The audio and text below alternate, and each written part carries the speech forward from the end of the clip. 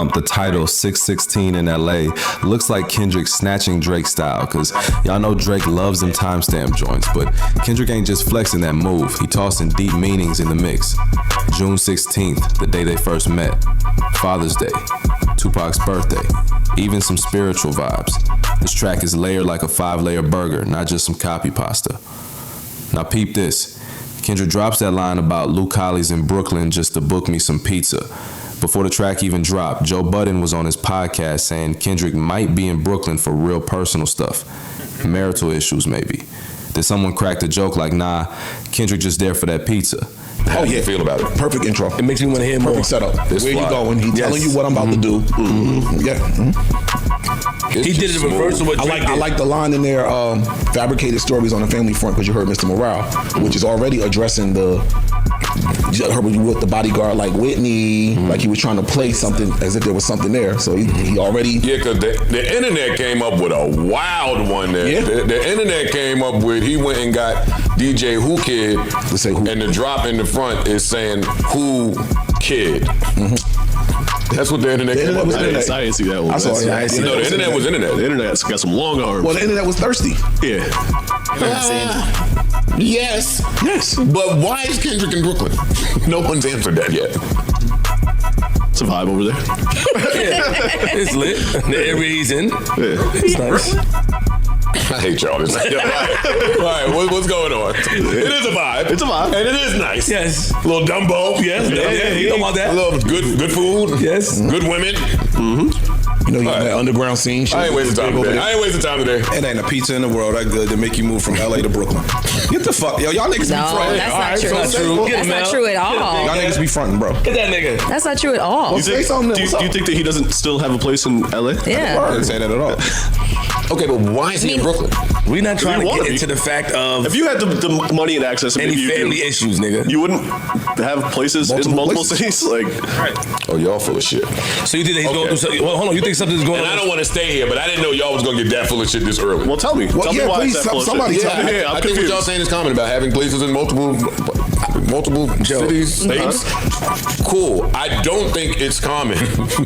Well, it's also common for a married man, for a man during marital issues to go to one of those other places and stay there and give your wife kind of take the house. Now, that's personal shit, and I don't have any basis on that, but what if she with him? True. Oh, then take a picture.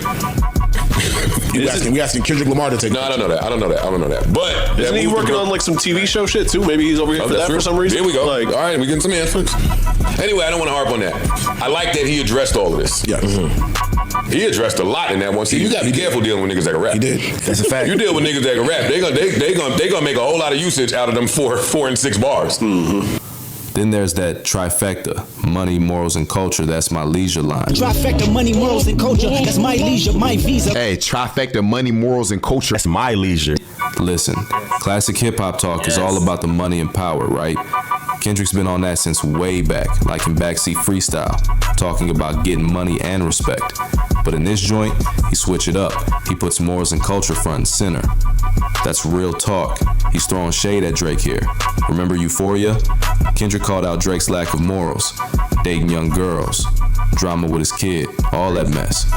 Kendrick showing he ain't just about the paper, he's about the whole hustle, the culture, the integrity. Don't wanna hear you say no more.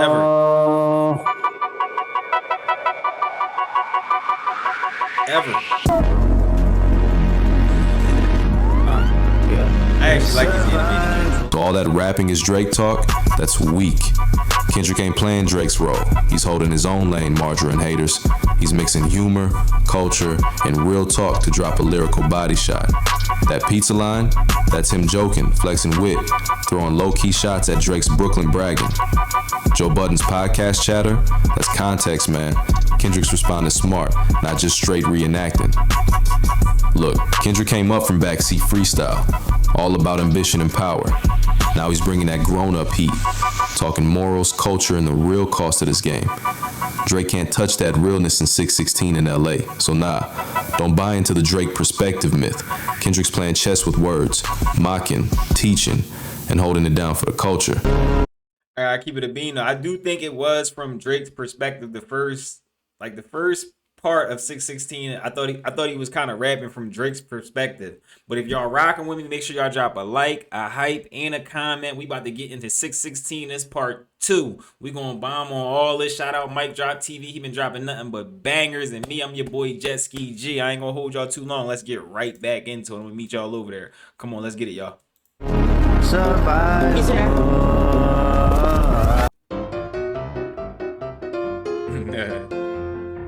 No simple copy job. It's Kendrick taking his crown and telling the story his way. Passport tatted, that's your hub in Ibiza. Luke Callie's dwellings in Brooklyn just to book me some pizza. Luke Callie's in Brooklyn. All right, Kendrick. Giving a shout out to the East Coast. Drake said Kendrick was in Brooklyn hiding. They say he in Brooklyn ordering pizza and shit. He finna make another restaurant go viral, nigga. All right, check this out. That line, my visa, passport tatted, I show up in Ibiza, got mad layers. Real talk. On the surface, Kendrick saying his passport so loaded with stamps, it look like a tattoo. He's been all over the world flexing that global movement, showing he ain't just playing local. He's worldwide, in everybody's face. But underneath that, he's speaking to something deeper. Because Kendrick don't chase destinations, he finds meaning in them. Ibiza, yeah, it's the luxury party island, the symbol of excess and escape. But for Kendrick, it becomes something else entirely. A private sanctuary, a space to breathe away from the flashing cameras and the shallow validation the industry thrives on. See, when he says he shows up in Ibiza, it's not about bottles or nightclubs. It's about balance. I don't see no fire.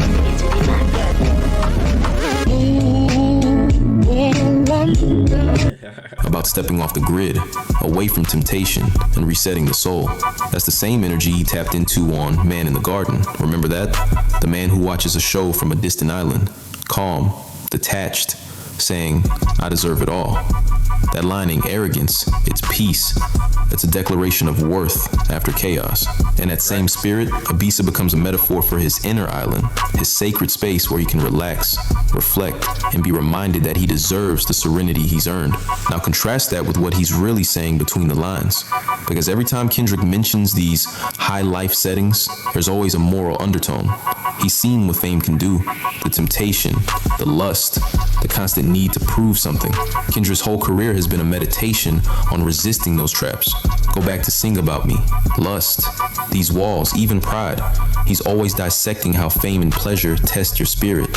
He's the one rapper in the industry who'll tell you that every luxury comes with a shadow. And when he's in Ibiza, he's not running toward indulgence. He's escaping from it. That's the duality. The island of temptation versus the island of peace. One is for the world, the other is for the soul. And Kendrick's mastered the art of choosing the latter. So when he says, my visa, passport tatted, I show up in Ibiza, he's not bragging about travel. He's painting the picture of a man who can go anywhere, but still knows where not to go. It's controlled movement, spiritual mobility. He's telling us, I can be in the world, but not of it. Then he follows. Yeah, just as an artist and really as a person, you can tell Kendrick is way more disciplined as a man than Drake. He's way more disciplined. Let's keep going. With the bar that seals the meaning. Who could reach us? Only God could teleport this type of freedom. Who could reach us? Only God can teleport this type of freedom. Who could reach us? Only God could teleport this type of freedom. Come on, man. Now this line, this is one of the coldest spiritual flexes Kendrick ever dropped. Because listen close, the way he says who could reach us almost sounds like hooker reacher. It's a sonic illusion, a little trick of the tongue, but it flips the meaning into something brilliant. That sound, hooker reacher, becomes a mirror to the industry. It's like he's drawing a line between those who reach for flesh and those who reach for freedom, between temporary pleasure and eternal peace. In other words, while some chase physical satisfaction, Kendrick chases divine fulfillment. He's saying, you can't buy the kind of peace I got. You can't fake it, can't touch it, can't imitate it. This freedom don't come from fame or pleasure. It's a gift only God can give. And that's why the phonetic twist is so poetic. The hooker reacher sound represents that hunger for something to fill the void. But Kendrick flips it. He's found something deeper. He doesn't need the temporary highs. He's got spiritual elevation. This is the same energy we hear throughout his discography. These are actually moments of integrity, being able to actually talk to somebody. Me talking to him was simply a thank you from God, you know what I'm saying? And I felt God speaking through him to get at me. you know, and it was a real trip. And I tend to always bottle these ideas in because I want to share them with the world, and that's how you get a record like How Much a Dollar Costs. It's interesting on this album because you talk. What you want? You a house? You a car? 40 acres in the music. To God through, you know, you feel like you're talking through God through somebody homeless maybe. Piano, guitar, anything. A bum. And there's also parts in the album where you speak to Lucy. Lucifer. It's the devil. So you it's trippy. My name is Lucy. I'm your dog. Motherfucker, you can live at the mall. You see both sides of it. Yeah, man. It's when I go inside, I may do an after party. I see it all around, man. I may do an after party, and this is how I'll be able to write these records, because it's not just the positive energy that speaks to me, it's the negative too, it's the evils too, and we all have temptations. You know, me, I'm just fortunate enough to translate them temptations through record. You know, I always said this is truly a gift for me. Putting these records out is a gift for me because I'm not only a voice for myself, but I'm a voice for people who can't express themselves like that. And Lucy is one of my favorite records because it's me actually coming to realization of the evils rather than acting like it's not going around. My faults are not happening. My faults are happening right in front of my face. I gotta present them. That reminded me in a way, not to compare it to anything, because I do think this is an original, maybe one of the most original works we've seen in a long time, but it reminded me a little bit of Snoop and Murder Was the Case, where he had that conversation with the devil, with Lucifer, and that temptation was in his face. And it seems like a metaphor for something, but so you see this temptation in the after parties, be it alcohol, women, for sure, bad deals, not all money is good money. Right, exactly. And we fall victim to it every day. You know, it's a tough thing to deal with. Me talking to Snoop and actually having a conversation with him, I know the story. I know the trial and the tribulations he's been through with fame, fortune, and loss. You know, so whether I know it or not, that's definitely it. And for sale. Yo, Drake never stood a chance. Like, just listening to him articulate his thoughts and articulate some of the things that are making him tick, Drake never had a chance, bro. He never had a chance. Let's keep going, yo. Lucy tries to tempt him with lust, luxury, and fame, and Kendrick turns her down. In lust, he exposes how easy it is to drown in indulgence, and in pride, he confesses the struggle between flesh and faith. Maybe I wasn't there. Maybe I wasn't there. That's a man constantly checking his soul, even at the height of success. So when Kendrick says, only God can teleport this type of freedom, he's not just talking about escaping paparazzi or fame. He's talking about transcending temptation itself, moving through life invisible to the vices that destroy others, teleporting past the noise, the lust, the chaos, and landing in peace. He's describing a freedom that can't be tracked, bought, or duplicated. He moves in silence, protected by faith, invisible to temptation. That's why he can go to a place like Ibiza and come back clean, because he's not chasing the pleasure there. He's protecting the peace within, and that's the real genius of the sequence. My visa, passport tatted, I show up in Ibiza. Who could reach us? Only God could teleport this type of freedom. It's not just luxury talk, it's liberation talk. He's rewriting what success looks like. For Kendrick, success isn't being surrounded by everything. It's being untouched by anything. While others are stuck in cycles of lust and validation, Kendrick's on an island, literally and spiritually. While others are stuck in cycles of lust and validation, Kendrick's on an island, literally and spiritually, watching it all, saying, I deserve it all. Not because he's conquered others, but because he's conquered himself. Right, that's the hidden power of these bars. Ibiza is the physical symbol of escape, and only God could reach us is the spiritual reason why he's free. Together they form a map, a guide for anyone trying to find peace in a world built on temptation. Kendrick's telling us the real flex isn't how far you travel, it's how far you've grown. And when you really think about it, this line, this whole Ibiza moment, it's not random. It's the latest chapter in a story Kendrick's been writing his entire career. A story about what happens when you rise to the top but refuse to lose your soul. Because this balance between temptation and transcendence is the thread that runs through everything he's ever made. Let's go back to Pimp a Butterfly. That whole album was a war between two voices, the man and the temptation, the caterpillar and the butterfly, the one crawling through dirt and the one breaking free. In For Sale interlude, Lucy shows up again, not just as the devil but as the industry itself. She promises him the world, money, women, fame, power. All he has to do is sign. And Kendrick almost folds. You can hear it in his voice. He's tempted, he's human. But then, he steps back and realizes every deal that looks divine in this world costs you something eternal. That's the first major turning point in his story. Realizing that fame isn't freedom, it's a test. He learned early that if you let temptation define you, it'll destroy you just as fast as it crowned you. Then fast forward to Damn. This is where Kendrick turns that battle inward. No Lucy this time, just him and God. The duality's still there, but now it's personal. In Lust, he's brutally honest about the cycles of human weakness. He's saying, even when you get everything you wanted, you still fall back into your old habits. It's that repetition of pleasure. Wake up, check your phone, chase dopamine, repeat. And then in Pride, he confesses what we all hide. That pride can make a man forget his purpose. He raps, maybe I wasn't there. That self-awareness at its rawest.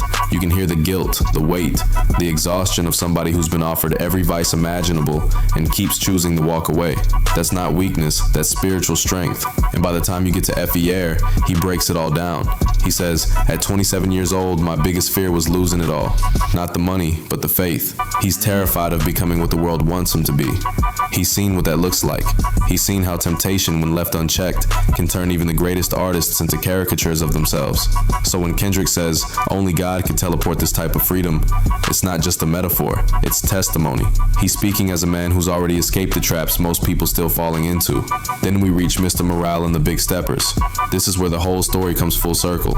It's the sound of a man who's finally found balance. Not perfection, but peace. Yes. On that album, Kendrick's no longer running from temptation. He's walking through it with clarity. Take Worldwide Steppers. He admits his past, the lust, the ego, the addiction to validation. But this time he owns it. He says, I was a Christian before I knew who Christ was. That's a man acknowledging that faith was in him before fame ever found him. Then you got Crown.